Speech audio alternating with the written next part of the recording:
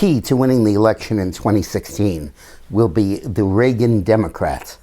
That was a phrase invented in the 1980s to talk about union members and other normally Democratic voters who defected and voted for Reagan and helped him win a 49-state victory in 1984. The Reagan Democrats were originally attracted to Reagan because of tax cuts and welfare and other spending cuts.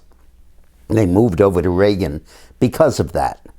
Then Obama countered with a masterful rhetorical device of saying, we're going to raise taxes on those making more than $250, but cut them or hold them even among those making less than $250.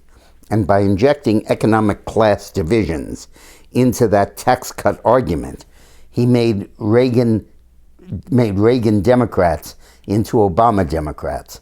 And that vote has largely sustained him in this race. Once you hype the black, Latino, young, and single white mother turnout to the levels he does, you only need a sprinkling of other votes to get over 50, and that's where his sprinkling came from. But in the last debate, Cruz articulated some very important issues, which I think can break apart the Obama/Reagan Democrats and return them to the Republican Party, almost as if they were electrons being shot at these nuclei and splitting them apart and leading to a chain reaction and an explosion. The most effective of them was immigration. This is not simply a law and order issue. It is not simply a borders issue. It's not simply a crime or a government spending issue. It's an economic issue, because the influx of illegal, low-wage immigrants makes it impossible for wages to rise and increases unemployment substantially among low-income Americans, black, white, and Latino, because of the competition that comes in. It's often said, well, and I think they said in the debate last night, nobody wants those jobs that they're taking. Well, they would want those jobs if they were decently paid.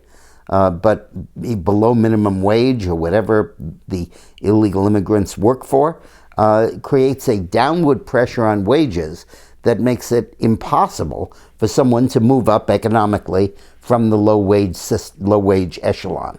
It was precisely this argument that was why Abraham Lincoln became a Republican, because he said the wage system that was essential to upward mobility could not function with 5 million slaves in the United States.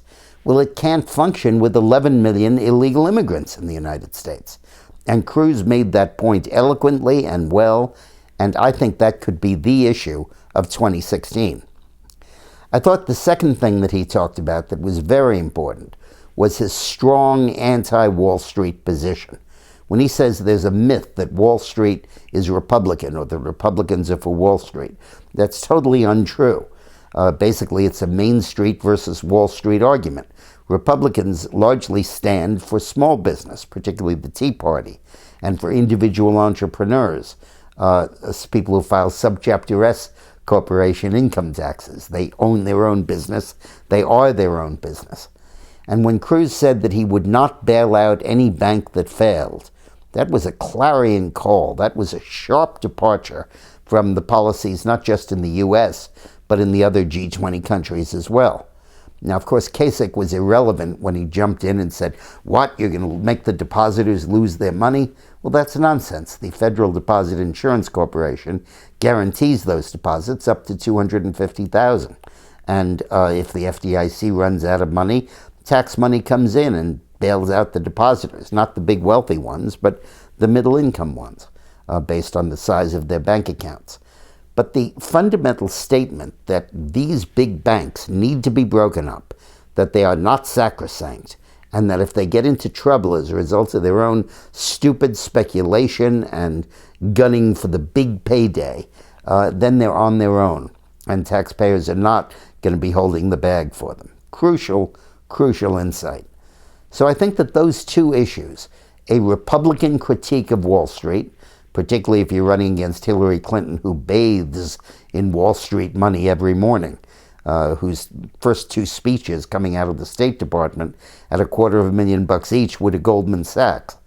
that issue against Hillary and tying the left's new favorite issue, income inequality, to the wave of immigration, I think is absolutely essential and very, very, very effective.